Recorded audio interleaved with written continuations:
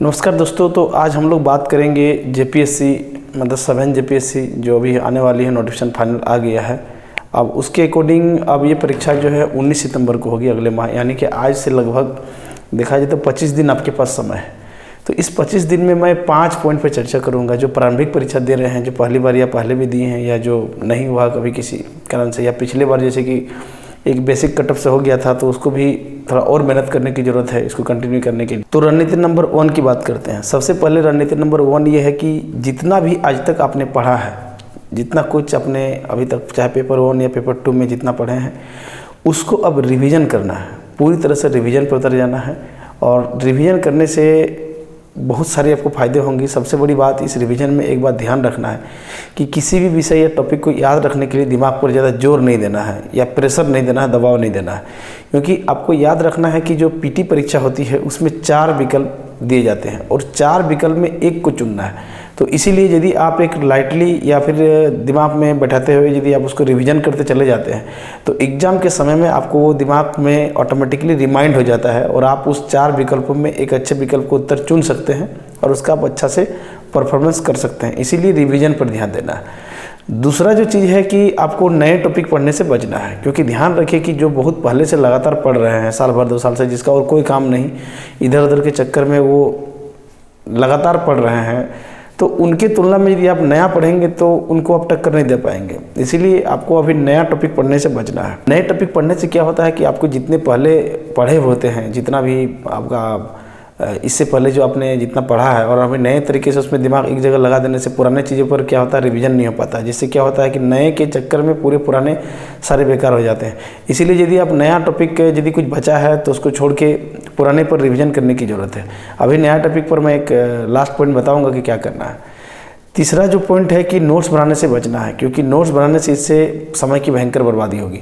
ध्यान रखिए कि नोट्स बनाना जो होता है एक अध्ययन का एक लंबा तरीका होता है, एक प्रोसेस होता है कि जब आप लगातार साल भर, 2 साल, जब 1.5 साल, जब भी आपका जो टारगेट होता है, जो पढ़ते हैं, तो उस प्रक्रिया में उसको नोट्स बनाते चल जाते हैं। इस समय एग्ज़ाम से जस्ट 1 महीना पहले, यहाँ तक कि 6 महीना पहले तक भी यदि आप नोट्स बनाने पर ध्यान देते हैं, आपके लिए ये फायदे की बात नहीं होती है। इसलिए नोट्स किसी भी प्रकार से इस समय नोट्स बनाने की जरूरत नहीं है। चौथा सबसे महत्वपूर्ण पार्ट है जो कि आपको पूर्व वर्षों के प्रश्नों को हल करना है। सबसे पहले उसमें पूर्व वर्षों के प्रश्न हल करने में नंबर 1 कि आप जेपीएससी के पूर्व वर्षों के जो प्रश्न पत्र है उसका जो 6 बार अब तक आया हुआ, उसको बहुत ही गंभीरतापूर्वक एक एक प्रश्न आपको याद होनी चाहिए। उन्हीं में से मैक्सिमम प्रश्न रिपीट होंगे। और इसके अलावा और भी लोकसभा आयोग जैसे बिहार में, यूपीपीसीएस में, और जो स्टेट पीसीएस का है उनके सारे बहुत सारे, जो हिंदी बेल्ट का है, एमपीपीसीएस उत्तराखंड, ये सब के जीएस वाला पोर्शन को आप रिवीजन कर सकते हैं। बहुत हो गया तो यूपीएससी का जो सबसे आसान प्रश्न होते हैं उसको आप रिवीजन कर सकते हैं। लेकिन ध्यान रखना 6 बार के जो जेपीएससी, उसमें से ही आधा क्वेश्चन रिपीट हो जाता है। यानी पूर्व वर्षों के प्रश्नों को रिपीट करना, उसमें जेपीएससी के पूर्व प्रश्नों को प्राथमिकता देना है और उसको बहुत ही गहनतापूर्वक और गंभीरतापूर्वक उन पूर्व वर्षों के प्रश्नों को रिपीट करना है। अक्सर देखा गया है कि जितने भी लोक सेवा आयोग है, जितने भी राज्य लोक सेवा आयोग है, चाहे यूपीपीसीएस हो, बिहार हो, झारखंड हो, या अन्य एमपीपीएस हो, राजस्थान हो, उसमें से अधिकांश प्रश्न रिपीट हो जाता है। या यदि रिपीट नहीं होता उसको घुमा फिरा के पूछा जाता है। यूँ कहे कि 80 से 90% प्रश्न घुमा फिरा के वही सब आता है। तो इसीलिए क्या करना है कि पूर्व वर्षों के प्रश्नों को इस समय ज़्यादा ध्यान देंगे तो आपको बहुत ही वरदान साबित होगा और पीटी बड़ी आसानी से पास कर सकते हैं। यहाँ तक कि यूपीएससी के भी एग्जाम में यदि आप देखेंगे तो 20 से 30% यूपीएससी से एग्जाम में प्रश्न रिपीट हो जाता है। यदि उसको देखेंगे तो भले उसका भाषा चेंज कर देता है, घुमा फिरा के देता है, लेकिन टॉपिक वहीं से रहता है, बहुत आसान भाषा में। यदि पूर्व वर्ष का यदि 10-15 साल आप यूपीएससी का यदि अपने जीएस का यदि आपने तैयार किया है, उसको यदि बनाया है, तो देखिएगा यूपीएससी में भी ये फायदा होता है। इसीलिए इसमें पूर्व वर्षों के प्रश्न पत्र को बहुत ही गंभीरतापूर्वक आपको करने की जरूरत है। 5वां सबसे महत्वपूर्ण है कि मान लीजिए किसी का पेपर 1 जीएस जो है बहुत अच्छी तरह से तैयार किया हुआ है, लेकिन पेपर 2 या तो कम पढ़ा है या एकदम नहीं पढ़ा है। लेकिन ध्यान रखिए यदि पेपर 1 में आप कॉन्फिडेंट है, और मेरा मानना है कि यदि पेपर 1 चूँकि आप लगातार पढ़ रहे हैं तो पेपर 1 ऑलमोस्ट आपका ठीक होता है, या उसमें से एवरेज 30 से 40 प्रश्न ऐसे होते हैं, ये प्रतिशत ऐसे प्रश्न होते हैं जो हर कोई, चूँकि जो तैयारी करने वाला छात्र होता है वो जीएस पढ़ता ही पढ़ता है। तो जीएस ले दे के घुमा फिरा करके जो आसान प्रश्न राज्य लोकसभा आयोग में पूछता है उसको मोटा मोटी कोई भी कर लेता है।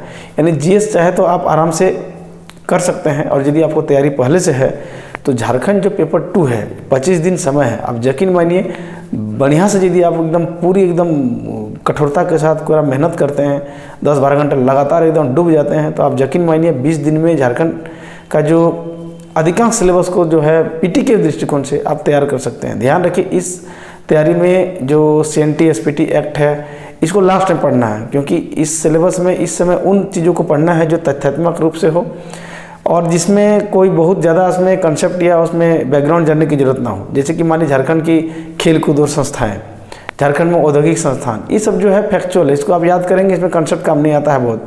तो ऐसे ऐसे टॉपिक को पहले चुनेंगे। झारखंड की जो जनजाति शासन व्यवस्था है या झारखंड में जो जनजातियों का नाम है, उसके कुछ गोत्र हैं और झारखंड की जो विभूति हैं, मतलब ऐसे ऐसे टॉपिक को आपको चुनना है जो फैक्चुअल हो।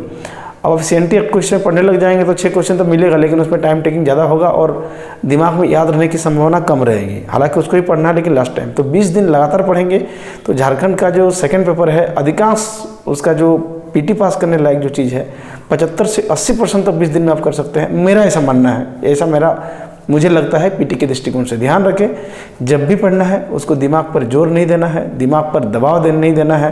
रटना उस स्तर पर नहीं है कि हम याद करके छोड़ेंगे, क्योंकि ध्यान रखें कि इसमें प्रारंभिक परीक्षा में जो प्रश्न आएंगे 4 विकल्प रहेगा, उस 4 विकल्प में से एक को आपको उत्तर देना है, ना कि आपको किसी प्रश्न को फिल इन द ब्लैंक्स करके नहीं पूछा जाए कि भाई इसमें क्या होगा बताइए, तब तो बहुत डिफिकल्ट होता। तो इसीलिए वैकल्पिक है। इसीलिए आप यदि एक बार बढ़िया से ठीक से दिमाग में बैठाते बैठाते पढ़ते चले जाते हैं तो एग्जामिनेशन हॉल में आपको याद होगा, ऐसा मुझे मानना है। मैक्सिमम रिमाइंड हो जाएगा यदि आपको उसको बढ़िया से एक बार स्थिरतापूर्वक पढ़ते पढ़ते अपने गया है तब। तो इस प्रकार से आप 5 बिंदुओं पर यदि ध्यान रखेंगे तो मुझे लगता है कि झारखंड PT में आप एक अपना बेहतरीन प्रदर्शन इस समय कर सकते हैं। मेरे यही शुभकामनाएं हैं अगले के लिए।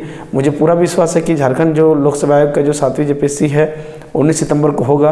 केवल एक परिस्थिति ऐसा ना हो जाए कि कोरोना या कोविड का जो बहुत बड़ी तीसरी लहर आ जाए या बहुत लॉकडाउन करने की स्थिति हो जाए, तो इसी स्थिति को छोड़ करके मुझे नहीं लगता है कि अब परीक्षा जो है कैंसिल होगा, और मुझे लगता है कि तय समय पे होगा।